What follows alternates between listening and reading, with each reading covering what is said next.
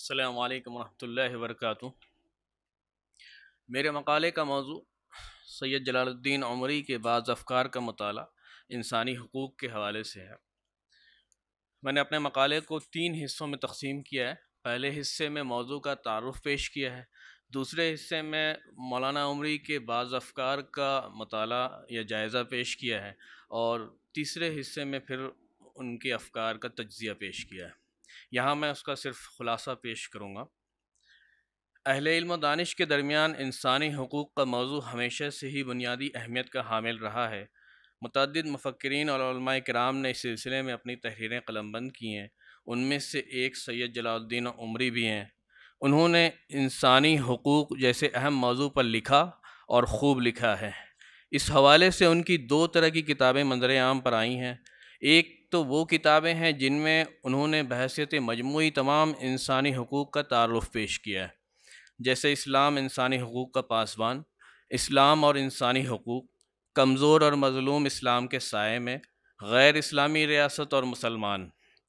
دوم وہ کتابیں ہیں جن میں انہوں نے بعض مخصوص افراد کے حقوق کا تفصیلی جائزہ لیا ہے، جیسے غیر مسلموں سے تعلقات اور ان کے حقوق، مسلمان عورتوں کے حقوق اور ان پر اعتراضات کا جائزہ، عورت اسلامی معاشرے میں، عورت اور اسلام، اسلام اور وحدت بنی آدم، بچے اور اسلام وغیرہ۔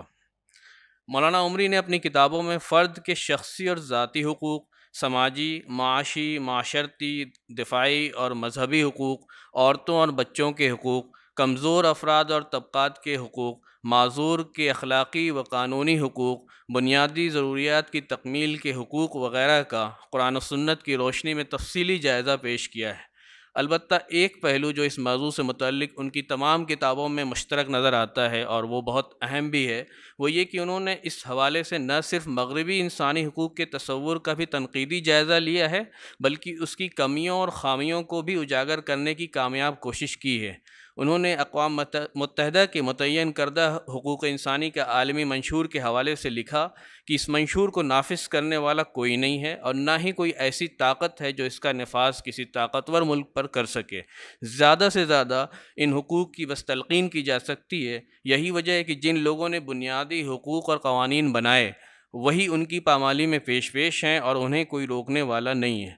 دوسری بات یہ کہ اس میں مذہبی آزادی کے متوازن اور صحیح حدود متعین نہیں کیے گئے ہیں، کیونکہ اسے صرف ظاہری عبادات تک ہی محدود رکھا گیا، اور اسلام اس کا قائل نہیں ہے، کیونکہ وہ پوری انسانی زندگی کی رہنمائی کرتا ہے۔ اس کے علاوہ کوئی ایسا دستور نہیں جو مسلمانوں کو اپنے مذہب کے تمام احکام پر چلنے کی آزادی دیتا ہو۔ تیسری بات یہ کہ اس میں مذہب کو کنارے کرتے ہوئے اس کے حقیقی کردار کو ختم کر دیا گیا اور اسے فرد کی مرضی پہ چھوڑ دیا گیا۔ ظاہر ہے کہ یہ ایک باعث اور جانبدارانہ فیصلہ ہے، کیونکہ اس میں مذہب کو نظر انداز کرنے کا فیصلہ پہلے ہی سے لے لیا گیا تھا۔ اس کے برعکس اسلام نے بنیادی حقوق انسان کو بذات خود عطا کیے ہیں۔ حقوق کے لیے ان کو حکمرانوں سے جنگ نہیں کرنی پڑی۔ اسی طرح اسلام میں فرد اور ریاست کے درمیان کشمکش کا کوئی تصور نہیں۔ افراد کو حقوق اس لیے حاصل ہیں کہ اللہ تعالیٰ نے انہیں اس کا مستحق قرار دیا ہے، اور ریاست کی ذمہ داری یہ ہے کہ وہ ان حقوق کا تحفظ کرے اور اس کے نفاذ کی ہر ممکن کوشش کرے، کیونکہ اللہ تعالیٰ نے اسے اس کی ذمہ داری دی ہے۔